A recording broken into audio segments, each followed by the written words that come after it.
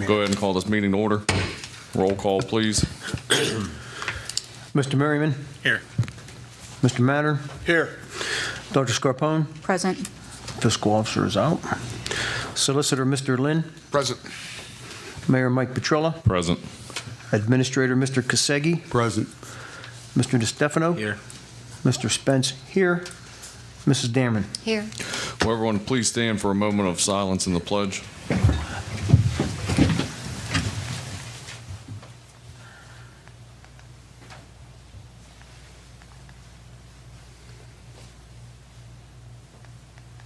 I pledge allegiance to the flag of the United States of America and to the republic for which it stands, one nation, under God, indivisible, with liberty and justice for all.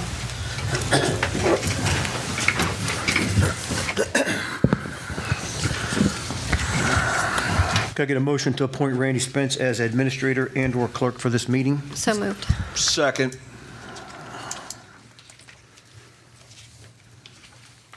Mr. Merriman? Yay. Mr. Mattern? Yay. Dr. Scarpone? Yay. Mr. DeStefano? Yay. Mr. Spence? Yay. Mrs. Damron? Yay. Council, we would need a motion to approve our minutes from our last meeting, July 10th, 2025. So moved. Second. Mr. Merriman? Yay. Mr. Mattern? Yay. Dr. Scarpone? I abstain. Mr. DeStefano? Yay. Mr. Spence? Yay. Mrs. Damron? Yay. Is there anyone wishing to appear before council this evening? Go ahead and come up, ma'am, and tell us who you are.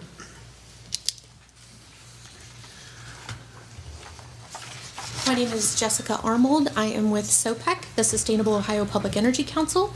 We are a regional council of governments, a governmental aggregator for electric and natural gas aggregation. You currently have an aggregation program in place with a contract that expires in December. So we were looking for the opportunity to talk to you a little bit about SOPEC, some of our services, and maybe see if you'd be interested in talking with SOPEC. We can offer some pricing. The way that the energy market works is that you would kind of want to compare maybe your existing broker prices with our prices very similarly, probably on the same day. That would give you the best picture of what might work for you in terms of pricing. We do have a lot of programs. We have a RETA and a REAP program. If you have any small businesses or farms that are interested in small-scale solar, we have a community grant program where any of the fee portions of your aggregation dollars go into an account so that you can set them aside and use them in your community however is most convenient for you. Some people have bought swimming pool pumps. They've upgraded paving, sidewalks, park amenities, LED lighting, street lights, things like that they work for. So I have a packet of information that I'd be happy to leave for you so that I don't interrupt the rest of your meeting. But we would be interested in coming back maybe to give a presentation or to speak to you individually if that was something that you'd be interested in. I wouldn't mind entertaining another energy company once ours is, comes due, Okay. just So I to can check leave prices. some packets of information with you guys today, and then someone can get back with me, and we would be happy to come back and give a presentation. Sure. Thank you. Thank you so much for your time. Thank you. All right, thank you. Is there anyone else wishing to appear before council? Go ahead and come on up. My name is Baxter McGrew. I'm a resident in Wintersville, Ohio.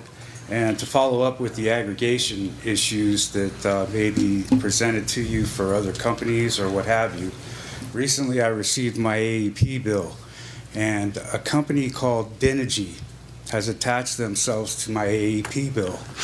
And the outcome of that is that my bill doubled.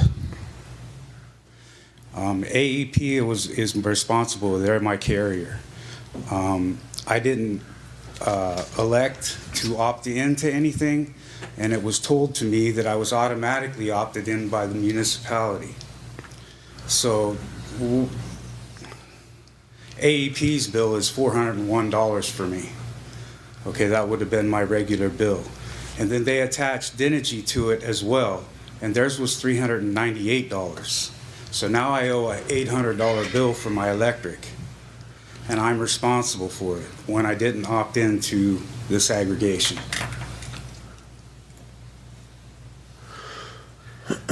I have one for you because when I got my bill, I did the exact same thing you did. But when I called AEP, they said that that energy, you get a better rate. It's like 99 point whatever. It's like, because they're at 10, so they gave you at 99 whatever. May I approach? Yes.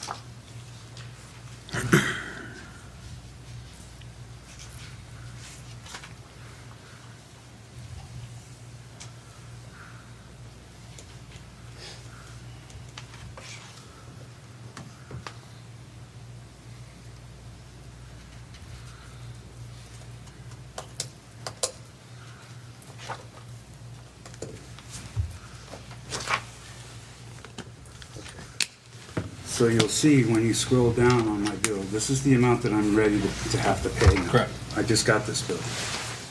And AEP directed me to what's happening. This is my AEP bill, $401. Denergy attached themselves to my bill. And they're charging me, what is it there? 300 and... Yeah. So when you add these two together, you come up with a $800 bill. Correct, but there's a thing under that shows you how many, whatever it's called here, that 0.924, because I called and they said AEP actually charges you. Kilowatt hours. Yeah, kilowatt hours, but it's at 10. So you might have to call on that because I did the same exact thing that you did. So, Okay. but they still said that, huh? Right. And their explanation to me was that because AEP is actually the carry, they're my provider. Okay, if there was an issue with my power, it's AEP that's going to show up, not Denergy. And I understand that this is some sort of a chance to maybe store energy, but I don't think that's possible. You can purchase energy, but you can't store it. So I'm really not understanding how they ended up on my bill. They said it was the municipality under the aggregation that opted me in. Instead of saying, do I want to opt in, now I have to opt out. And the bill is almost double. There was something that I thought that got sent out, because I saw it too, that it said something about your municipality has opted to utilize our services for aggregation of your electric, and that if you did not want this, you have to opt out. Correct. You have to opt out. Yeah. I was unaware of that. I may have been out of town. You should have and- received a letter from, I think was it from AEP or was it from Dynegy? It's Dynegy. Yeah. I would Yeah, it's a prefer card. that aggregation be ran in a situation where I have the option to opt in, rather than have to go through all of this now to opt out. It used to be that way, but these suppliers have changed those options for that exact reason. But overall, what it's saying is Dynegy's offering, was it 99 cents per kilowatt hour? I don't know. It's .09. Yeah, 0.09. and AEP will charge you more than that. So you're basically getting a discount, a reduced rate by us going with Dynegy rather than staying with AEP, because I've gotten taken on AEP a couple times too. I'm actually with a different affiliate aggregate right now, and I'm only paying 8 cents per kilowatt hour.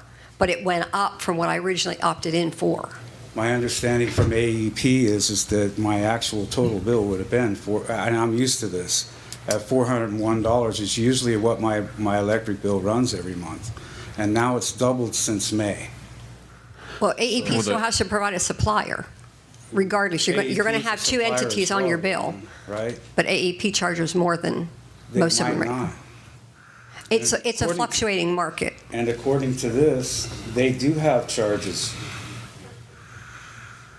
Well, your bill looks like you got billed twice That's what I'm for trying the to same say. amount of time from two different companies. From two different companies now. It's AEP. 401 would have been a reasonable bill at my residence. I did the And- same thing you said, but when I called, they said that you're saving money with that company. That's what they told me on the phone. I did the same thing. They told me, no, that's not what's happening. You have our bill, and as well, you have Dynegy's bill. Then they said it went up 20%, but I guess every It was person. actually supposed to go up 30% whenever the Yeah. president came and did all of his energy, restorations or whatever. There was going to be an increase in our bills, and I understand that. But the problem that I have is somebody, a third party, just throwing themselves onto my bill, and now they have charged me, and I'm being charged double, like if I was at a doctor's office and I got double billed. That's what's happening. Well, this day and age, for the aggregates to be offered to municipalities, that's how it goes out. It gives everybody the option to have it, and if you don't want it, you just opt out. That's, your hands are tied in that kind of situation. Right, it is. And that's why I'm here. And that was adopted, just for the record, that was adopted in 2015 in the village of Wintersville. Right. Might be a different company now, but in 2015, it was passed under that ordinance that he has up. If nothing else, I just want to make it aware that there are citizens out there, and they're probably feeling a lot like I do right now, like I'm being double billed for something that I didn't opt into, that the municipality opted in for me. Now, I understand that the municipality is looking out for my best interest, and I agree with that. If we needed water to be stored up in the water tank because there's about to be a drought, I'm all in. But for somebody, a third party, to just jump in on my bill like this, this has been since May. I've been paying double bills now since May. Did you contact Dynegy directly? Well, I didn't really realize it was happening to me until just this month. Yeah, because you can tell This month I them to went, opt wait a out. minute, there is no way that we used this amount of electricity. It just ain't happening. And like I said, I'm used to a $400 bill, a monthly $76, $400. But when I kept getting them at these large amounts, because they were higher than this. They've been higher than this. There was one that I got was almost $1,100. And I just paid it, without question. And when I called AEP, they told me, well, you may want to question the people that put this onto your bill, because if you don't want that on there, they're going to have to take it off. They can't really do much for me, AEP. It's this Dynegy program, and when you call them, they kind of give you the runaround a little bit. And there's no reimbursement. They're not going to give me my money back or anything. No, but if you want But them I have off to of there, fill you out need to- all these forms now and everything in order to opt out of it. Yeah, you need to make sure that, with them, that you jump through the hoops if you want to be off of that Dynegy. Oh, I do. That much, yeah. I do. I do. Because, I think I spoke with Jesse yesterday about this, and he was right too. Because there are other companies, you got one coming in right now that wants to represent her company. And she might have a better deal. Right. But for me to be thrown onto Dynegy without the opportunity to opt out, okay, until later on now I got to fight to get it off. Yeah. You may want to reconsider how you're opting the village in. As you say that point, though, they did give you a heads up before. You Well, might that's what you're You might have saying. missed the I mail. may have missed because that somewhere. I had 20 phone calls of neighbors around me. So what are you guys doing? Am I supposed to go yes or no? And I said, it's up to you. I mean, you're going with it. So Right. And like I said, if you asked me that you would want, my permission for aggregation, I would obviously give it to you. My water tower example is one for sure. Understandable. Okay. That's all I have. Yep. Hey, thanks for your time. Thank you. Thank you. Thank you for coming in. Yep. Is there anyone else wishing to appear before council this evening?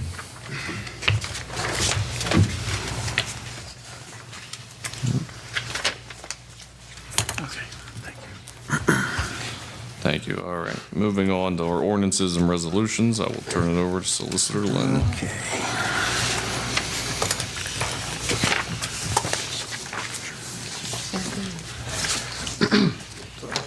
First ordinance is ordinance number 2025-23, an ordinance providing for amending and revising the appropriations of expenditures for the village of Wintersville for the calendar year 2025 and declaring an emergency. Can I get a motion to suspend the rules for ordinance 2025-23? So moved. Second. Mr. Merriman? Yay. Mr. Mattern? Yay. Dr. Scarpone? Yay. Mr. DeStefano? Yay. Mr. Spence, yay. Mrs. Dameron. Yay. Motion to approve ordinance 2025-23. Second. Mr. Merriman. Yay. Mr. Mattern. Yay. Dr. Scarpone. Yay. Mr. DeStefano. Yay. Mr. Spence, yay. Mrs. Dameron. Yay.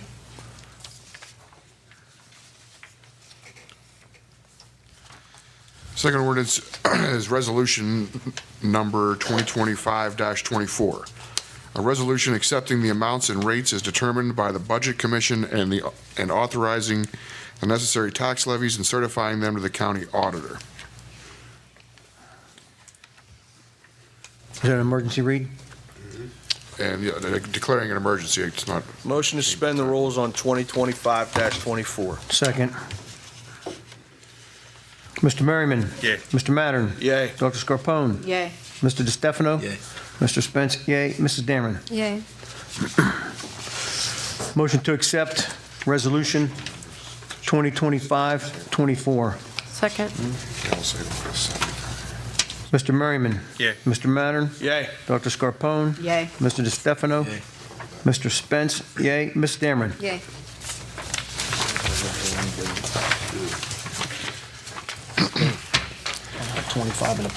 Next is resolution number 2025-25. It's the Village of Wintersville alternative budget, a resolution for the 2026 Village of Wintersville alternative budget and declaring an emergency. Motion to suspend the rules. Second.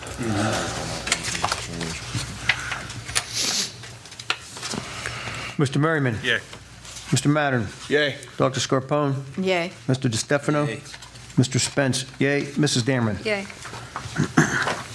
Motion to accept Resolution 2025-25.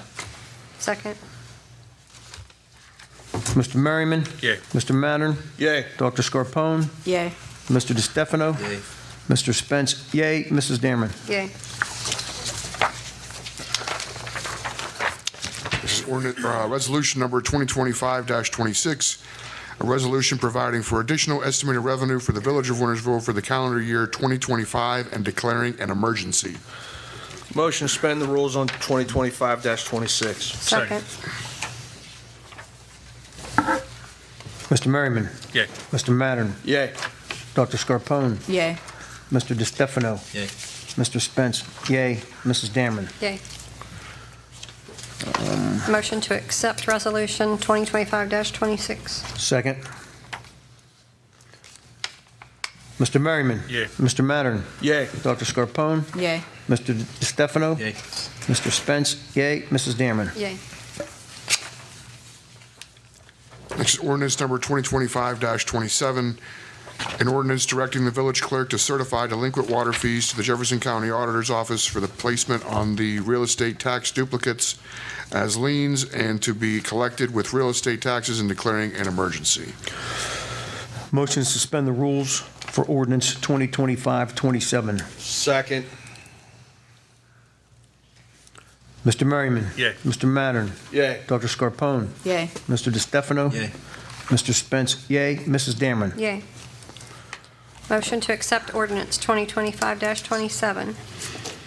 Second. Mr. Merriman. Yay. Mr. Mattern. Yay. Dr. Scarpone. Yay. Mr. DeStefano. Yay. Mr. Spence, yay. Mrs. Dameron. Yay. Next ordinance number 2025-28, an ordinance directing the village clerk to certify delinquent sanitary sewer fees to the Jefferson County Auditor's Office for placement on the real estate tax duplicate as liens and to be collected with real estate taxes and declaring an emergency. Motion to suspend the rules on 2025-28. Second. Mr. Merriman. Yay. Mr. Mattern. Yay. Dr. Scarpone. Yay. Mr. DeStefano. Yay. Mr. Spence, yay. Mrs. Dameron. Yay. Motion to approve ordinance 2025-28. Second. Mr. Merriman. Yay. Mr. Mattern. Yay. Dr. Scarpone. Yay. Mr. DeStefano. Yay. Mr. Spence, yay. Mrs. Dameron. Yay. Next is ordinance number 2025-29, an ordinance directing the village clerk to certify delinquent sanitation fees to the Jefferson County Auditor's Office for placement on the real estate tax duplicate as liens and to be collected with real estate taxes and declaring an emergency.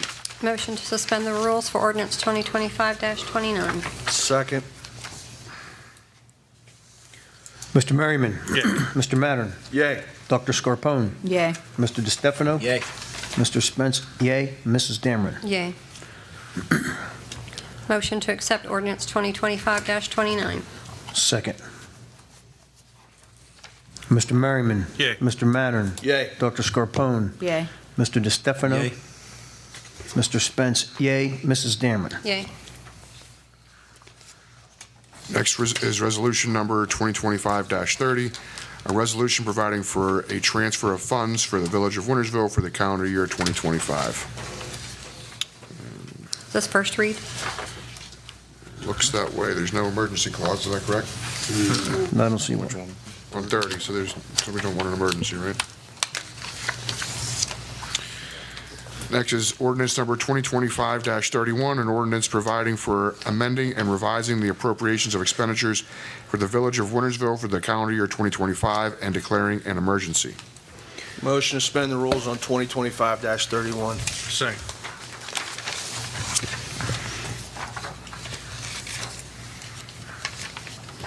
Mr. Merriman. Yay. Mr. Mattern. Yay. Dr. Scarpone. Yay. Mr. DeStefano. Yay. Mr. Spence, yay. Mrs. Dameron. Yay. Motion to accept ordinance 2025-31. Second. Mr. Merriman. Yay. Mr. Mattern. Yay. Dr. Scarpone. Yay. Mr. DeStefano. Yay. Mr. Spence, yay. Mrs. Dameron. Yay. And finally, resolution number 2025-32, a resolution providing for transfer and establishing estimated revenue for the Village of Wintersville for the calendar year 2025. This also appears to be a first read. That was 32.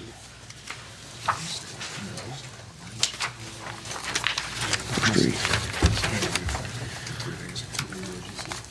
Which one? 32.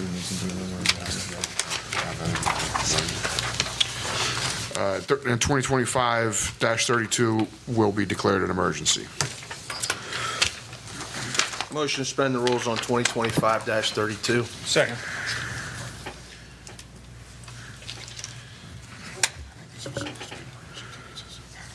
Mr. Merriman. Yeah. Mr. Mattern.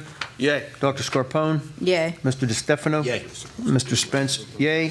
Mrs. Dameron. Yay. Motion to accept resolution 2025-32. Second. Mr. Merriman. Yay. Mr. Mattern.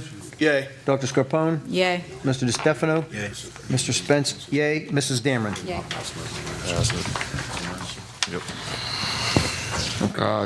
We're going to go back to ordinance, resolution number 2025-30, a resolution providing for a transfer of funds for the Village of Wintersville for the calendar year 2025. That will also be declared an emergency. Motion to suspend the rules on 2025-30. Second.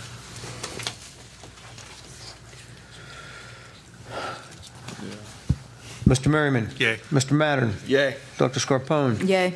Mr. DeStefano. Yay. Mr. Spence, yay. Mrs. Dameron. Yay. Motion to accept resolution 2025-30. Second. Mr. Merriman. Yay. Mr. Mattern. Yay. Dr. Scarpone. Yay. Mr. DeStefano. Yay. Mr. Spence, yay. Mrs. Dameron. Yay. Okay. That's over with, thank God. Moving on to our announcements. Halloween trick or treat this year will be Thursday, October 30th from 5 to 7 p.m. Next, we'll move on to reports and communications. Magistrate court report for July 2025. City revenue was $11,434.10. State revenue was $2,950. Other revenue was $117, bringing the total revenue to $14,501.10 for July 2025. Our police report for the month of July 2025, we had 170 complaints, 73 traffic arrests, 17 criminal arrests, 14 accidents, 22 cases, 16 alarm calls, 22 juvenile cases, 10 nuisance cases, 276 incoming calls, 2 parking violations, 2 vehicle impounds, 5 K-9 requests, and 10 auxiliary hours. Code enforcement for July of 2025, we had 8 licenses for a total of $600, 12 permits for $275, bring the grand total to $875. I have a question on those. Yes, At the top of that, we still have Tom Strzok as code enforcement. yes, needs changed. And the next couple of pages, I believe, it's a list of 2024 contractors. I believe that should be 2025, correct? At the top of the page? Oh, no, mine's, oh, there you go, yes. I'll let Tammy know.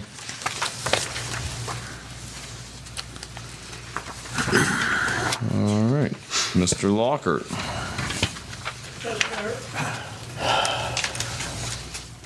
Thank you. Robert Lockhart. I'm the representative of the council to various committees. And tonight I'll be reporting on 3 meetings I attended with the Steel Valley Transit Authority. The first one was July 17, and the second one was August the 21st, tonight.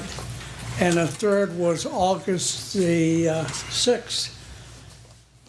Overall, with regard to the one in July and August 21st, overall operations of Steel Valley is consistently, it has been seen a reduction in overall income, and expenses have remained the same, but the income is based upon ridership during the period of July, the end of June, and up through the end of July. It's been reduced because of the fact vacations and ridership is not that lucrative at this time. Ridership in both and Wintersville has been limited and the slight loss, about 5%, not too bad. Overall, with regard to the new buses that are being prepared, and the grants have been accepted, and we're waiting for the receipt of the buses. It's been postponed for a couple of months, but they're en route. The new buses upon arrival will be retrofitted with new security system cameras and decals on the outside of the buses. That's all been arranged, and that'll be taken care of through grants. We're getting 6 new buses, and then which will benefit the overall service. Excuse me. Overall, the operation, the location I mentioned in the past, Adams Street location. That location, we Steel Valley received a grant to take care of the underground difficulties at that location. And most recently, the Department of Commerce has sent a letter to Steel Valley that the property has been completely cleared of all issues. And now we're in a process of evaluating the potential utilization of that property for the future benefit of Steel Valley. Excuse me. The bus, there has been reported a new bus washing facility that will be located at the main branch of the mobile service there in Steubenville. It's a service that was evaluated through an organization in Richmond area, excuse me, and it's been examined and evaluated and tested, and it'll be a total benefit to the service, contrary to previous excuse me, previous attempts to get this bus service, but the prices have been too excessive. This service has been rendered very profitable with regard to the service and keeping the buses updated. With regard to, there has been an issue with regard to the policy provisions that has been established by Steel Valley. Now, the policy provision and the title, it has been reviewed, and it covers the overall operation policy, several aspects of operation, civil rights, meeting civil rights, excuse me, civil rights requirements. It's a rather lengthy policy statement, but it was reviewed by and prepared by Steel Valley and passed during the July 17 meeting.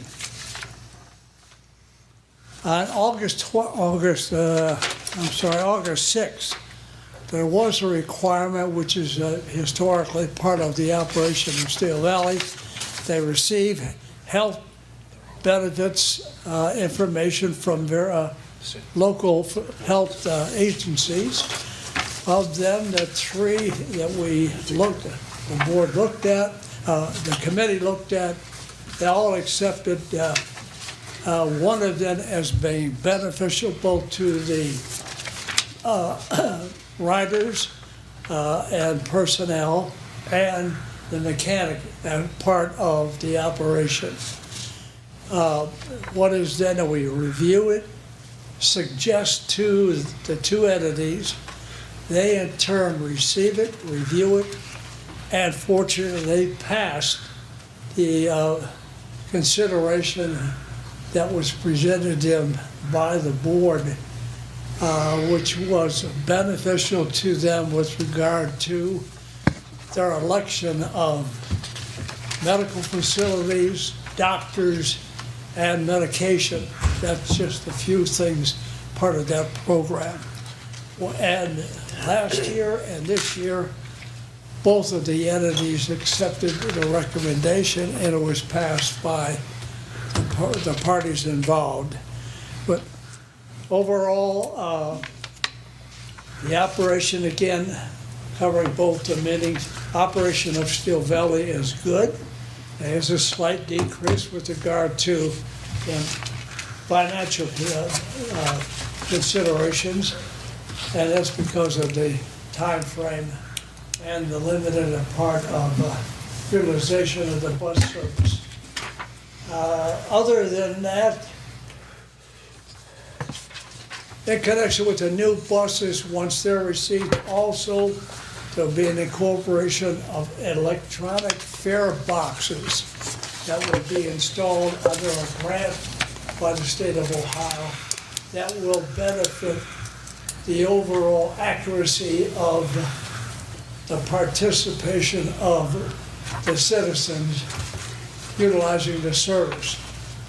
In the past, it was sometimes difficult for the drivers to count and go through people coming on, people going off the service. This here will be more accurate with regard to the actual operation financially as far as income for the service. Other than that, overall ridership is down slightly from the previous month. That's both June and the end of July. But other than that, the operation is good. No problems as far as Steel Valley. I don't know what else I can present at this time. I don't have anything. That's the most recent information. Charlene was called to work today, and therefore she was unable to make this meeting, and I'll just do the reporting for her. Any questions? I thought you were going to come say the Market Street Bridge was opening back up. I'm sorry. I said, I thought you were going to come here and tell us the bridge was going to open back up. I was going to be happy. I'm just waiting here to, we got all black and blue marks. I'm taking these Coumadin medicine. Is your neighbor beating you up? We have law enforcement right in this room that can handle that right now. My granddaughter, my great granddaughter, you touch your skin, like with the black and blue. If you tell me otherwise, I'll have him arrested right now. I can always talk to his wife. I don't worry about that. Okay. Hey, thanks for your time. Thank you, Mr. Lockhart. Thanks, Thank Mr. you. Lockhart. All right, moving on to the mayor's report. Council reminder, next month, September, we'll be going back to 2 council meetings a month. Jesse and myself and the fiscal officer, we did get all the paperwork signed for Cadiz Road. It'll be going out to bid here in the next couple months. Tentative start date to start actual construction is April 1st, 2026. And the final date of construction, this is worst case scenario, everything has to be done with all of construction by December 31st, 2027. That is not saying it's going to last that long. That is simply saying everything must be done by then with our loans and everything like that. The project must be completed by that date. That is all we have on Cadiz Road. That's the only real update we have at the moment. But in the meantime, our guys will be doing some patchwork on Cadiz Road to keep us getting by until major construction starts. So we also have 2 new businesses to welcome. Spoke to both owners. Fat Maddie's is a hot dog stand that's located in the parking lot of Goodwill. Very nice. Spoke to that owner. And also the Hitting House. Be batting cages and things of that nature for kids in high school and all sorts of stuff. Anyone looking to work on their hitting skills for baseball or softball, that'll be opening up in the warehouse on Winter Drive. Barbecus is set to come hopefully in September. They're still behind schedule. We were also going to be doing a lot of patchwork and fixing some of these holes and things, water breaks ourselves here in the next couple weeks. We have a whole list. Jesse, myself, and Austin went over today of projects that we're going to get completed before winter here. So bear with us on timing. Next up, Attorney Michael Shaheen and myself, we are in the final stages of negotiations with the land leasing with Ascent through Purple Land Management. Hopefully I will have those numbers for council's approval, hopefully by next meeting. Like I said, we're in about the final stages here, going back and forth negotiating percentages. And lastly, council, I'm going to email over. Austin was nice enough. We went over, Jesse and him went through a whole list, and myself today, other trucks and other older equipment that we feel it's time to sell and get rid of, we do not need, or they have just, they've served their life here at the village. It's time to move on without them. So I will email over that list for your approval, and I told Jesse to start ordinances on these things so we can get them up on the state's website to sell them and get some money in here. That is all I have. I will turn it over to Jesse for our administrator's report. Mike, I saw you flip the page. Do you have an estimate of how many units or assets we got? Yeah, we got 1, 2, 3, 10. About 11, but some of these we've already talked about multiple times, like the cold patch machine. One of the dump trucks is already on. It's going to be done on the state site, I think, today or tomorrow. So, yeah, it's just stuff we really don't have a need for. We're learning what we need and what. Or it needs retired. Yeah, or it's ready to go. Some of it's from 03, so it's getting a little old. Got it. All right, thank you, Mayor. So, yeah, truck 24 that's been sitting out there, it's going to sell tomorrow. Tomorrow's the last day. I had it on the government deals bid for 18 days. So tomorrow at 8 o'clock, the company says when you do your bid, sell it by 8 o'clock on Friday. That's the best time. So we've done The Toyota, we done truck 21, we did a trailer, and so truck 24 will sell tomorrow. Speaking of the plow trucks, believe it or not, the new dump truck that we've had working for 3.5 years is getting built this week. It's in the shop, and it's not the fault of Ace. The fault is of International because they took over 3 years to build this truck. And so it got built, I believe it was built back in October. It was delivered from Springfield to Ace. All the internationals came in. We had to step in line. It is in the shop this week. They're asking questions. So Austin and probably another gentleman will go up to Zanesville and meet with the guy to make sure it's what specs we need it for the driver, not me as the person putting the truck together. It's the person that's going to be driving it. So that's a good thing. That was ordered back in 2021, or correction, 2022. So that's going to be done. We can wrap that USDA funding out for that. When the mayor was speaking of patchwork, so Barbicus that has been very transparent with me on how busy they are. So we talked with Austin. Next week we're going to be getting as you see, we had the sealer machine out there on Main Street. We're going to get another machine. It's called a mastic sealer, which is a little bit more, you can fill a little bit more holes with it, a little bit wider holes. It's a little bit more expensive product. I believe it's just under $1.80 a pound. The ceiling is 82 cents a pound. So he's going to bring that out next week. We're going to do, we went to Garden Drive, looked at some areas there. So what we're going to do is we're going to utilize that for about a week or so, and then we're going to get the sealing machine back and finish what we need to finish. So, like I said, we went on Garden Drive and Meadow, Cadiz Road. But we got to be careful where we put that mastic because it holds up almost like concrete, and if a company comes in and do some grinding for paving a road, it eats up a grinder. So we're not going to be too gung ho on Cadiz Road because they're going to be grinding that road up. So the whole point of this is that patchwork that you guys okayed for, it was what, 60,000 or so for street and 12 or 15,000 for water. We're going to save a lot of money because we're going to be doing a lot of stuff ourselves. So that's a good thing on the ceiling and the mastic and the asphalt. The roof, talked with Cal Cruth this week. They just have to lift that HVAC unit in the back where it was leaking. Once they lift that, Gumbar lifts it up. Cal Cruth can finish the roof and it'll be done. Pending, the only thing that we have to do in the spring is the third part, which is the outer edge, which we didn't know, but I think we can make it till spring. That was, I think, a $17,000 quote, so we can hold off on that. With the street department, they did 2 catch basins on Woodridge Drive in the past couple months, completed 300 feet of ditch repair and upgrades to Locust Street. As you see, we were going through Cadiz Road, cleaning the curbs. Not only were they cleaning the curbs, they're cleaning the sidewalks on the inside and outside.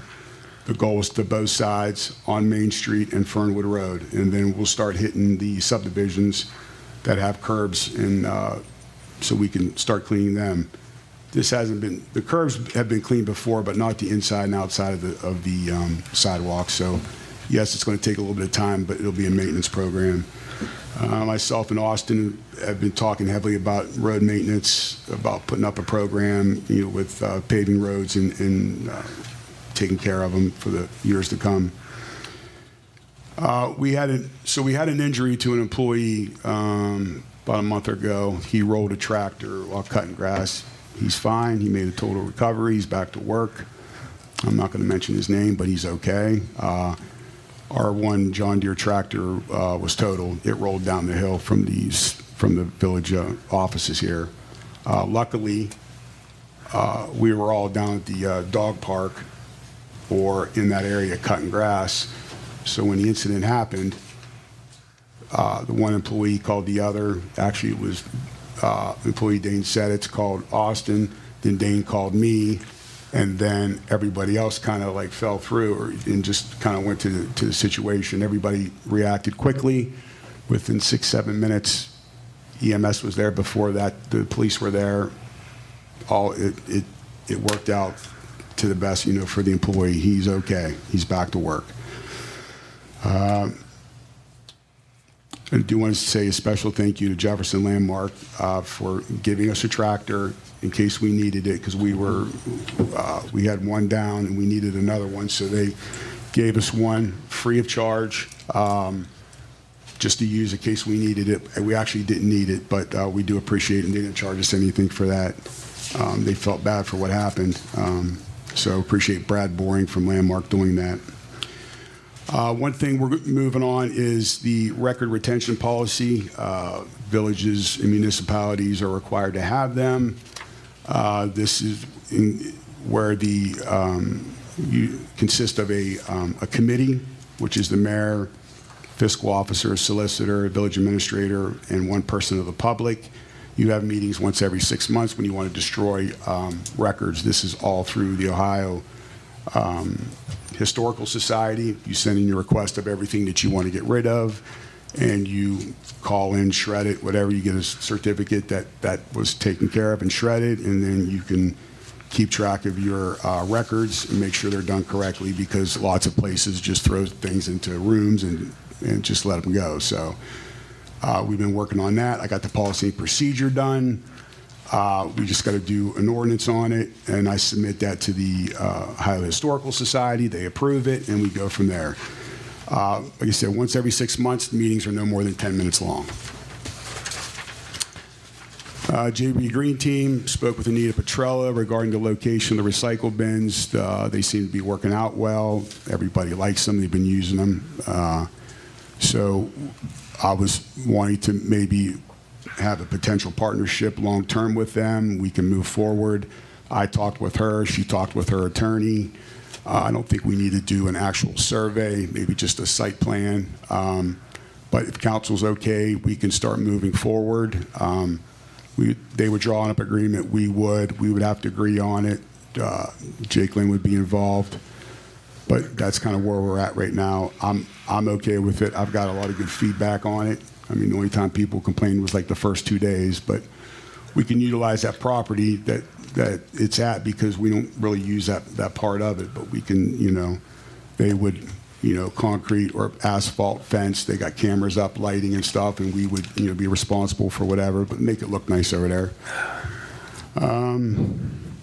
So I did submit the COPS grant again for the next year. Even though we got it this year, we can still do it and still move forward anytime it comes out. So I did do that. We'll probably know something in October, November. We do the Ohio EMS grant every year for the police department. We did get approved for $1,200, which helps us out for AED batteries and pads and certifications. It does help us. We've been getting it, I think, every year since 2009, 2010 when we started. So that's been a big help for us. And, every department, every officer and their car has an AED, and there's one in the station and one in the lobby. So we're doing good with that. The fiscal officer position, the first person that applied did not accept the pay or anything. So the candidate that we did hire was Zach Choicey. He started working a couple days. He's training with Melanie. He is on probation. We'll see how things work, but this is his second week. He worked on Sunday and Monday, getting familiar with everything. And then at the end of the day, or when this is all over with, it's going to be Melanie's report if the candidate will make it. If not, I'll let you know. If he does, then he'll be coming to meetings. So that's kind of where we're at right now. This is all new to him, but he does have a 2-year degree in accounting. So we did the water break on 105 Dana Lynn about 6 weeks ago, so maybe a little bit longer than that. We did 20 feet of pipe replacement to that area. That place has been, there's been a lot of water breaks in that section over the past couple years, I think like 5 or 6. They got everything done. This led to 20 feet of section of pipe, which led to a valve needing replaced. So that took a little bit longer. While this is all going on, I'm doing water asset management. We're about over 3/4 away of getting done. We got to look at the next part of the next areas of water lines that need replaced, and we have to look at the next roads that are going to be paved as well. So we'll have to have some committee meetings and decide what we're going to do and how we're going to do it. So we know that Dana Lynn and Karen Drive are the top two streets that have the most breaks. But if you're going to look at it, Parkview is connected to Dana Lynn, to Susan, then the Terrace, then McConnell, then Alice Land, and then Karen Drive. So you have a whole sections of roads that are all connected. If you replace two sections, that could cause problems for the other sections because of the work that you're doing. So we'll have to talk about that later. And the engineers, I met with them. They're going to look into it, and met with Jimmy Jenkins about it. And then also with roads that are getting paved. If you look on the third page, so Cadiz Road we're doing now, Sam's Way and Carrot Place are up. Next year or this year is supposed to be Crawford, Moore, Blaine, Garden, and Meadow. Then 2026, Woodland Park, Alice Land, Karen, and Old Main Street. So I put that on there, so we'll have to decide what projects we want to tackle every year through a PWC and through paving and through water.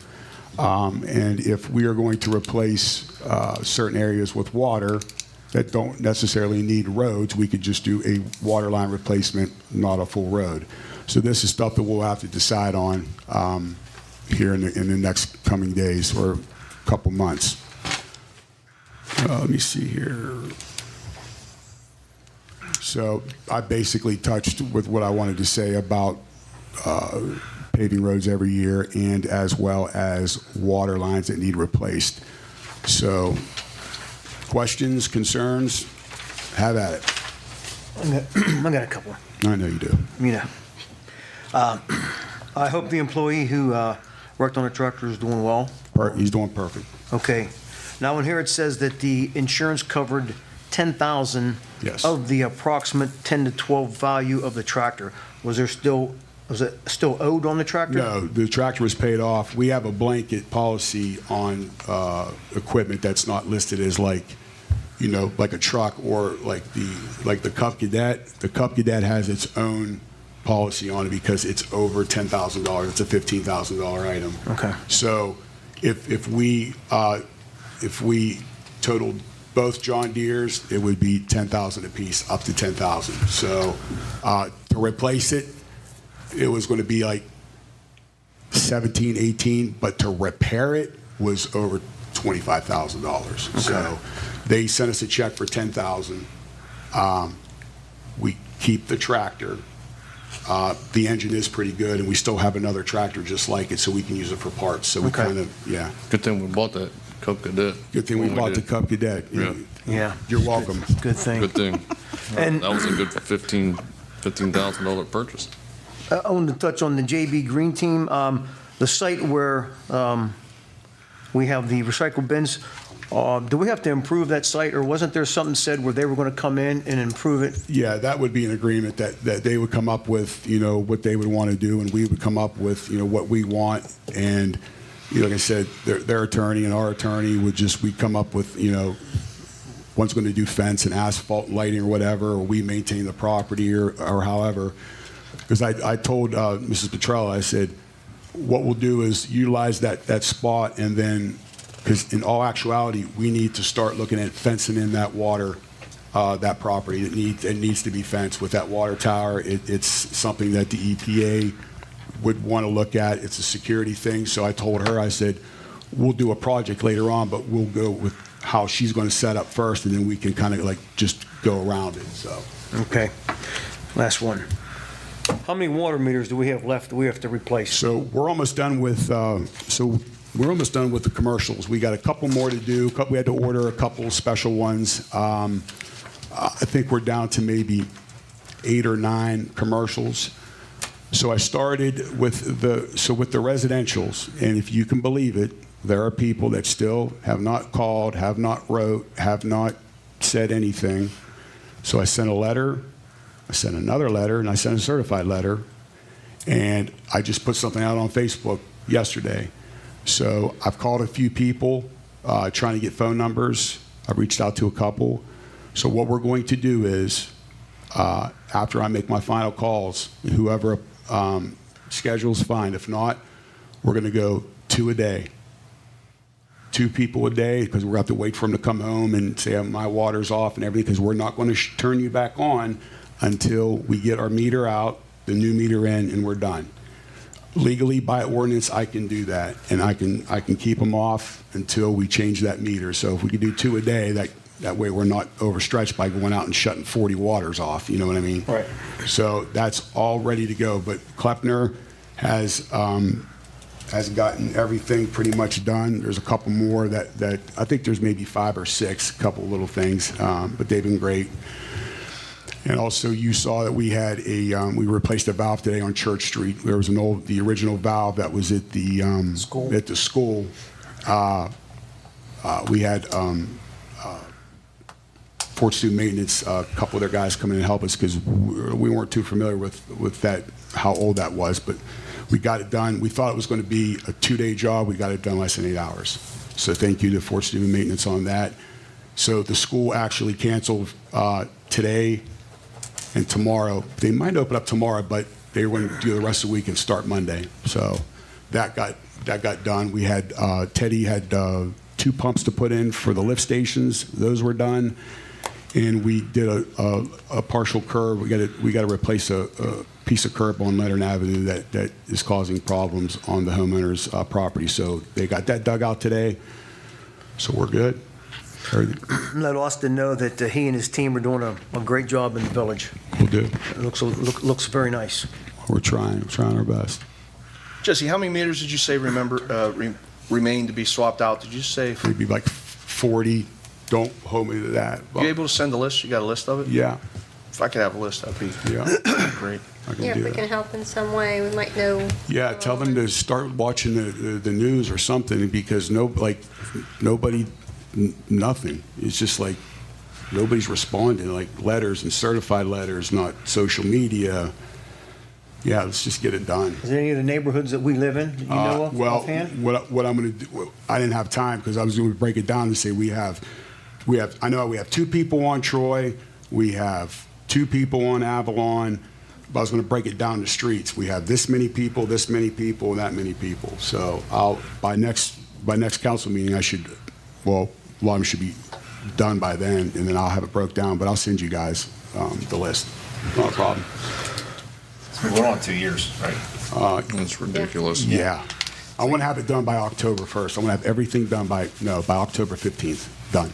How about if you tag Dorsey, call us ASAP? We did. The water's going to shut off next month. We have. It's time to shut their water off. Yeah. We'll shut water off. We've done every extent Yep. that you can think of. It's turning out pretty good. Yep. Okay, so you mentioned doing the Karen Drive under the paving projects because of the water lines. So my question is, we're already a year or more, well, this is 2025, so we're already like 2 years behind on this. So if you're going to do, I would imagine, like you said, doing Woodland Park and Karen Drive, if you're looking at doing those ones before the other 2? 2026. No, that's the original paving schedule that we got handed when we got Yeah, I here. remember seeing it. Now, obviously, we all need to sit down and start going over it ASAP to figure out how we want to move forward. Yeah, with Cadiz Road being as expensive as it is to do it, to maintain it, that put us back. And with that road just being not done for 21 years, okay, a lot of money had to get put into that. So let's say that Crawford Avenue doesn't need a water line. They're good for a while. We've had a couple breaks. We paved that road. The road lasts for 10 years. Okay, we're going to do it in 10 years or whatever. Let's say that Crawford Avenue definitely needs a water line. So that's going to be like a priority. We'll hold off on asphalting because we got to do a water line first. So that's how the committees are going to we'll have to decide. every year, because like I said, OPWC is coming up again for next year, because they kind of run like a year behind. So I think it's November is when it's due, so we got to decide, do we want to do paving? It's a paving project. You can't be one project for paving and one for water. It's got to be like, this is what we're going to do. So when we have committee meetings, we can decide and then on our funding. Okay. Jesse, do we have, sometimes, and you're right, sometimes you don't want to do the road project only to come back in to tear it up, to put the water lines in, and they do group them projects together for, economic benefits, okay? So when you toss this on out there about Susan and Dana Lynn, do we have estimated costs on them from Quixall yet? No. Or Crawford or Garden and Meadow? No, they're working. About 2 weeks ago, we had a face-to-face meeting. So, and they're going to work on estimates for that, for what it's going to cost for water. If we just say, if we go down, let's say we go down Leonard Avenue, and all we're going to do is just put a water line in, so they would cut it up and then put a strip of asphalt, and that's what it would cost versus a new water line and asphalt. So, they're going to break it up for us, what it's going to cost. Do you know when those estimates maybe in their estimates today, not inflation estimates for 2 years from now or 3 years from now, do we know when those estimates from Quixall may be coming in? Probably in a couple weeks. Couple weeks? Yeah. I've made mention a couple of times I'd like to have a streets meeting before the next meeting, and I'll get with you on that. If you get a better feel that maybe you'll have those estimates for the second meeting in September, I'm all for that as well. I know Melanie sent out an email about, having to slow up some spending to make sure we have the money to invest into this Cadiz Road. It's a very important project, no doubt. It's just, is it just a cash flow thing at this point in time, or, do we need to think about reallocating some of the RETA appropriations, or do we have? We can always adjust. Like I Yeah. said, what's because things are changing, and where is there a need and where's there a want? You know what I mean? And what I think that we're doing the right thing is, and I'm listening to the engineers, is when we pave a road, it's not just a road, just a little thin set. You know what I mean? Because if you go down, like we were going down Leonard Avenue, and I'm looking at the road, and I'm like, it's just thin. It's only gonna last a couple years, and living in this area, you can't do that. So we try to do the roads to where they'll last. And getting with Austin, and I'm trying to learn as much as I can about having an actual road maintenance program to where we go out in year number 2, year number 3, and we make sure we crack seal or whatever those roads to make them last as long as possible.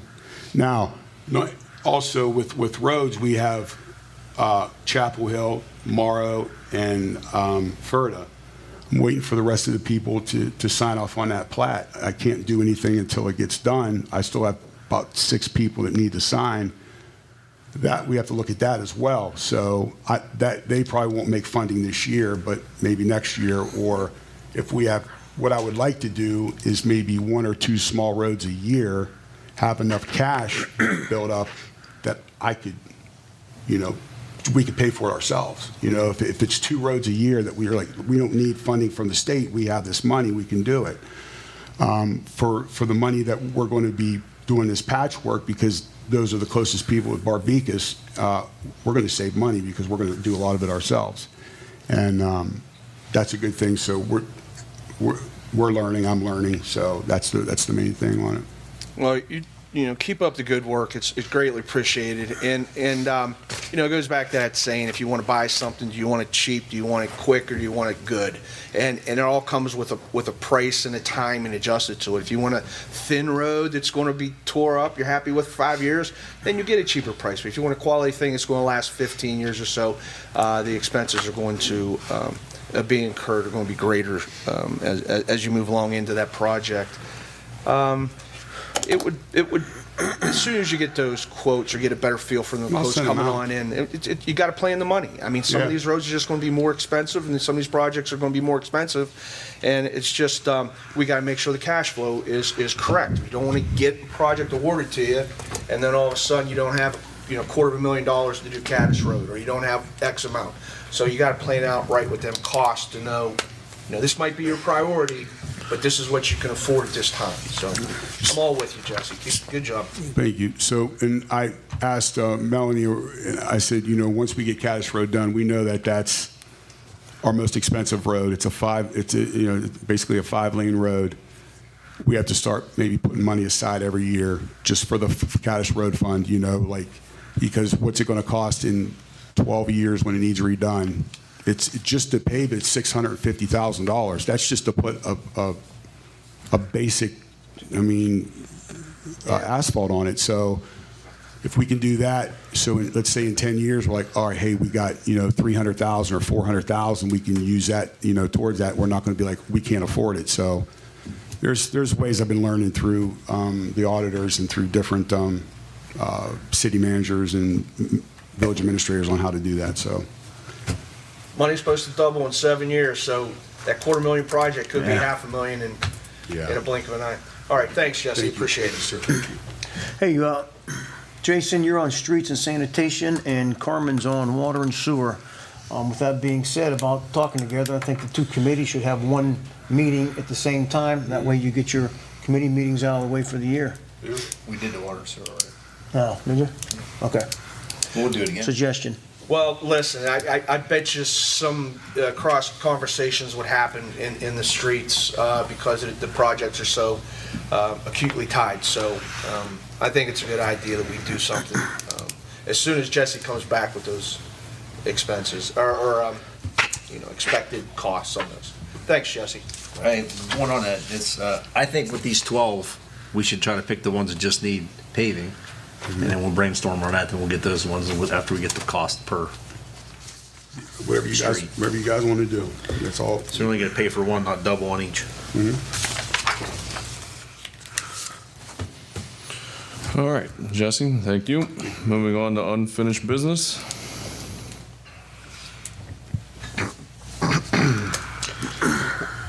I would like to request that somebody make a motion for us to go into executive session for imminent litigation and invite the mayor and the village administrator back. I'll put forth that motion to go in executive session for pending litigation and invite the mayor and village administrator, please. Second. Mr. Merriman. Yay. Mr. Mattern. Yay. Dr. Scarpone. Yay. Mr. DeStefano. Yay. Mr. Spence. Yay. Mrs. Dameron. Okay. I'd like to make a motion to come out of executive session. Second. Mr. Merriman. Yay. Mr. Mattern. Yay. Dr. Scarpone. Yay. Mr. DeStefano. Yay. Mr. Spence. Yay. Mrs. Dameron. Yay. I'd like to make a motion for the solicitor, Jake Lynn, to draft up papers for, to present $25,000 settlement to Gary Smith and the attorney, what is it, Braziz? Braziz. That's my motion. Second. Mr. Merriman. Yay. Mr. Mattern. Yay. Dr. Scarpone. Yay. Mr. DeStefano. Yay. Mr. Spence. Yay. Mrs. Dameron. Yay. All right, council. Anything else for unfinished business? Okay, moving on to new business.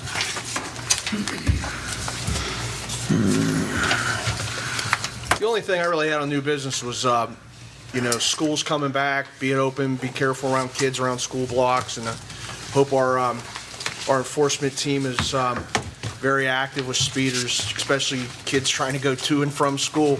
The most inexperienced drivers we have on the road are them students, and we just got to make sure they maintain a safe speed through our neighborhoods. I got one thing.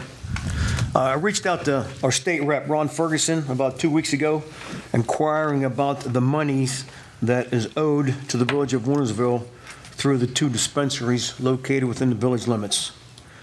And what I got from the conversation was that there are other cities, municipalities, villages who are contesting the right for us to get this money. They feel that they should get a piece of the pie also, even though they don't have it in their area. So the bottom line is, I believe the tax department is trying to tighten up the tax laws, and they're going to have a vote in October of what's going on with the money. And I asked him, I says, you know, we could have got over $1 million last year. And he told me, he reassured me that that money is still there. It's still stockpiled. No one's touched that money. So once the vote goes through, hopefully, we should get that money. If something happens and that vote doesn't quite go the way that we want it to, is there any justification as to the time element involved since, you know, back pay? We should be entitled, according to the law and what was passed on issue 2, we should be entitled to every single month since it started. Okay. Until they change it, yes. Okay. We got 702 million first year revenue. The whole state, you mean? Yep, whole state, 702 million. So hopefully that'll come through. I mean, you still reach out to your representatives, reach out to state legislature, anybody that you can, and let them know, you know, there were people that went through the motions that paid the money to get these dispensaries in our area, and we voted them in, and to be subjected to not being able to access these funds for that exact reason is just unjust. Okay, one more thing. This year, we've been getting a lot of solicitors in the village of Wintersville. If you have someone that knocks on your door and wants to sell you something, you have the right to ask them for their ID, and then you need to ask them for their permit that they were granted through the village of Wintersville. Because we have an ordinance out there that anybody who's going to solicit the village, they need to have their ID and a permit. There's been an instance this year where we've even had the police go and remove somebody because they wouldn't show any credentials. So it's your right to call the police department if somebody's bothering you, harassing you, or you feel that they're trying to present some kind of scam, you know, for you and your neighborhood. So. Include churches? Does that include religious organizations? No. Okay. That's all I got. Anybody else? All right, need a motion to pay the bills. Before you do that, there was several errors on the payment for all council here, so Jesse's going to review that just to let you know, because the numbers, one's minus $199 was owed. There's this whole section's messed up, so he's going to look into it. So these probably aren't real numbers at all, because they're all messed up. Like, she's down $200 on the paper. She didn't get 200, and one's plus 50 cents, one's minus 50 cents. So there's not real numbers, right, Jess? I did show you that. Correct. Good kid. I mean, these are just all typos. They're all wrong, but except me and Penny is the only one who got paid right. So you got 4 people who didn't get paid right. Just check your checks and let me know. I mean, our checks might be right, but on this paper, they're not right. Right. So this paper, if it's accurate numbers, it's not right. All right, we'll hold off on paying the bills. Okay. Need a motion to adjourn. So moved. Second. Mr. Merriman. Yay. Mr. Mattern. Yay. Dr. Scarpone. Yay. Mr. DeStefano. Yay. Mr. Spence. Yay. Mrs. Dameron. Yay. I was waiting for somebody. All right, Say something. this meeting is adjourned. Our next meeting will be Thursday, September 4th, 2025 at 7 p.m. Thank you.